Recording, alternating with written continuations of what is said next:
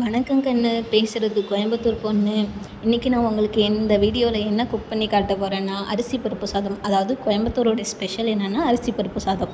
So அரிசி பருப்பு சாதம் எப்படி பண்ணுறதுங்கிறது என்னுடைய ஸ்டைலில் நான் உங்களுக்கு இந்த வீடியோவில் காட்டுறேன், ஓகேங்களா? இதை நான் அரிசி பருப்பு சாதம்னு சொல்கிறத விட ஒரு சொதப்பல் சாதம்னே சொல்லலாம். சொதப்பல் அரிசி பருப்பு சாதம் தான் இது. நான் என்னத்தை சொதப்பினங்கிறத உங்களுக்கு வீடியோட எண்டில் சொல்கிறேன், ஓகேங்களா? இப்போ வாங்க வீடியோக்குள்ளே போகலாம். ஃபஸ்ட்டு ஒரு குக்கர் வச்சுக்கோங்க. குக்கரில் ஒரு 4 குழிக்கரண்டி எண்ணெய் சேர்த்துக்கோங்க. எண்ணெய் சேர்த்துக்கிட்டு நான் ஒரு ஆர்வக்கோளாறுங்கிறதுனால எண்ணெய் காயறதுக்கு முன்னாடியே கடுகு போட்டேன். இதில் பொரிய கொஞ்சம் லேட் ஆகும். நீங்கள் நல்லா எண்ணெய் காஞ்சதுக்கப்புறமா ஒரு 2 ஸ்பூன் கடுகு போட்டுக்கோங்க. கடுகு போட்டிங்கன்னா நல்லா பட்டு பட்டுன்னு பொரிக்கும். பொரிஞ்ச உடனே ஒரு 5 பல்லுலேருந்து 10 பல்லு பூண்டு சேர்த்துக்கோங்க. பூண்டு சேர்த்துக்கிட்டதுக்கப்புறம் ஒரு 2 பச்சை மிளகாய் கீனி சேர்த்துக்கோங்க. பச்சை மிளகாய் சேர்த்துக்கிட்டதுக்கப்புறமா சின்ன வெங்காயம், அதுக்கப்புறம் கருவேப்பிலை போட்டுக்கோங்க. சின்ன வெங்காயம் எந்த அளவுக்கு நிறைய சேர்க்குறீங்களோ அந்த அளவுக்கு டேஸ்ட் இருக்கும். என்கிட்ட கொஞ்சமாக சின்ன வெங்காயம் இருந்ததுனால ஒரு 10 பல்லு சின்ன வெங்காயமும் ஒரு பெரிய சைஸ் வெங்காயத்தை சின்ன சின்னதாக அரிஞ்சு நான் சேர்த்துருக்கேன். கொஞ்சம் பெரிய வெங்காயம் போட்டுட்டு நல்லா கிண்டி விட்டுக்கோங்க. கொஞ்சமாக உங்களுக்கு தேவைக்கேற்ப தக்காளி போட்டுக்கோங்க. ஒரு 2லேருந்து 3 தக்காளி போட்டுக்கோங்க. நல்லா போட்டு நல்லா கிண்டினீங்கன்னா கொஞ்சமாக உப்பு சேர்த்துக்கோங்க. உப்பு அதாவது உங்களுக்கு எந்த அளவு தேவையோ அந்த அளவு உப்பு சேர்த்துக்கோங்க. சேர்த்துட்டு நல்லா கிண்டினீங்கன்னா நல்லா துவண்டு வரும். துவண்டு வந்ததுக்கப்புறமா கொஞ்சம் நேரம் அப்படியே ஒரு லோ ஃப்ளேம்லேயே வச்சுருங்க. நல்லா வெந்து துவண்டு வரும். துவண்டு வந்ததுக்கப்புறமா கிண்டி விட்டுட்டு எண்ணெய் பிரியிற டைமில்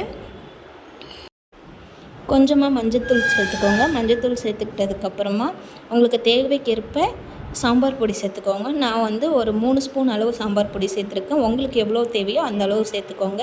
சேர்த்துட்டு நல்லா கிண்டி விட்டிங்கன்னா நல்லா கிரேவி மாதிரி நல்லா தளன்னு இருக்கும். எண்ணெய் பிரிஞ்சு வர டைமில் என்ன பண்ணுறீங்கன்னா, இப்போ நீங்கள் எவ்வளோ அரிசி எடுக்கிறீங்களோ அதுக்கு தகுந்த மாதிரி, இப்போ டம்ளரில் ஒரு பெரிய டம்ளராக இருக்கட்டும், சின்ன டம்ளராக இருக்கட்டும், 1 டம்ளர் அரிசிக்கு 2.5 டம்ளர் தண்ணி வச்சுக்கிறேன் நான். உங்கள் குக்கருக்கு நீங்கள் எப்படி வைப்பீங்களோ அந்த மாதிரி வச்சுக்கோங்க. நான் 2 டம்ளர் தண்ணி வச்சு நல்லா கொதிக்க விடுறேன். கொதிக்க விட்டதுக்கப்புறமா பார்த்திங்கன்னா நல்லா கொதிக்கிறப்ப நான் இன்றைக்கி 2.5 டம்ளர் அரிசி போட்டிருக்கேன்.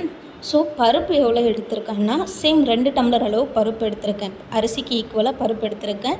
ரெண்டுத்தையும் நான் வாஷ் பண்ணிவிட்டு நம்ம ஆல்ரெடி மிக்ஸ் பண்ணி வச்சுருக்கிறதோட மிக்ஸ் பண்ணிடலாம். நல்லா கிண்டுங்க. கிண்டி விட்டுட்டு குக்கரை மூடிடுங்க, ஓகேங்களா? மூடினதுக்கப்புறமா நான் என்னோடய குக்கரில் ஒரு 6 to 7 விசில் வைப்பேன். உங்கள் குக்கரில் நீங்கள் எத்தனை விசில் வைப்பீங்களோ அதுக்கு தகுந்த மாதிரி விசில் பார்த்துக்கோங்க, ஓகேங்களா? சரி, மோஸ்ட்லி 3 விசிலோடு இறக்கிடணும். என்னோடய குக்கர் கொஞ்சம் லேட் ஆகும் என்ன மாதிரியே. ஸோ அதனால் நான் ஒரு 6 to 7 விசில் வச்சுக்கிறேன், ஓகேங்களா? நான் இந்த அரிசி பருப்பு சாதத்தில் என்ன சொதப்புனங்கிறத இப்போ சொல்கிறேன்.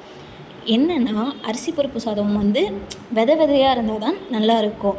ஆனால் நான் பண்ணது கொலன்னு பண்ணிட்டேன். ஏன்னா ஒரு விசில் எக்ஸ்ட்ரா போயிடுச்சு. இப்போ வடிவேல் காமெடி வரும் இல்லைங்களா, என் புருஷன் என்னை கலாச்சி விட்டுவிட்டார். என்ன காமெடினா, இதோ உங்களுக்காண்டி. நேரம் அசந்து தூங்கி விட்டாயாமே, அதைத்தான் சொன்னேன். கண் இருக்கும் எல்லோரும் தூங்கத்தான் செய்வார்கள். ஏதோ அலுப்பில் கொஞ்சம் அசந்திருப்பேன். தூங்கி விட்டேனாம், அதை பெரிய துக்கமாக பேசுகிறார். இந்த டைலாக்கை சொல்லி தாங்க கலாச்சி விட்டுவிட்டாரு. ஏன்னா அவருக்கு அரிசி பருப்பு சாதம் ரொம்ப பிடிக்கும். நான் அதை சாம்பார் சாதம் மாதிரி ஆக்கிட்டேன். ஸோ அதனால் கடுப்பில் அவ்வளோ கரிச்சு கொட்டினார். அதுக்கப்புறமா ஏன்னா நான் அந்த டைமில் ரொம்ப டயர்டாக இருக்குன்னு சொல்லிவிட்டு நான் செஞ்சது நைட்டு 10 மணிக்கு நல்ல தூக்கம். ஸோ விசிலை வச்சுட்டு நான் போய் படுத்து தூங்கிட்டேன். அதனால தான் அந்த டைலாக்கை சொல்லி என்னை ரொம்ப கலாச்சார். அதுக்கப்புறமா திட்டிகிட்டே இருந்தாங்க.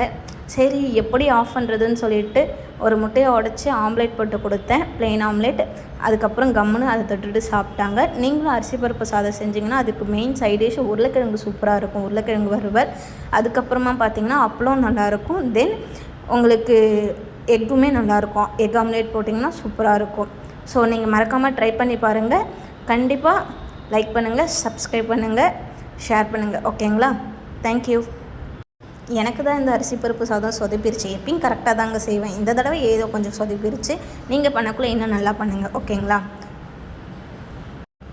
கொஞ்சம் ஆறுனதுக்கப்புறமா பிளேட்டில் ஷிஃப்ட் பண்ணி சாதம், ஆம்லேட்டு, அப்பளம், நீங்கள் ஊறுகாய், தென் பொட்டேட்டோ எது வச்சு சாப்பிட்டாலுமே அவ்வளோ சூப்பராக இருக்கும். ஒன் ஆஃப் த பெஸ்ட் டேஸ்ட்டாக இருக்கும். ஸோ ட்ரை பண்ணி பாருங்கள் கண்டிப்பாக, ஓகேங்களா? மறக்காமல் சேனலை லைக் பண்ணுங்கள், சப்ஸ்கிரைப் பண்ணுங்கள், தென் ஷேர் பண்ணுங்கள்.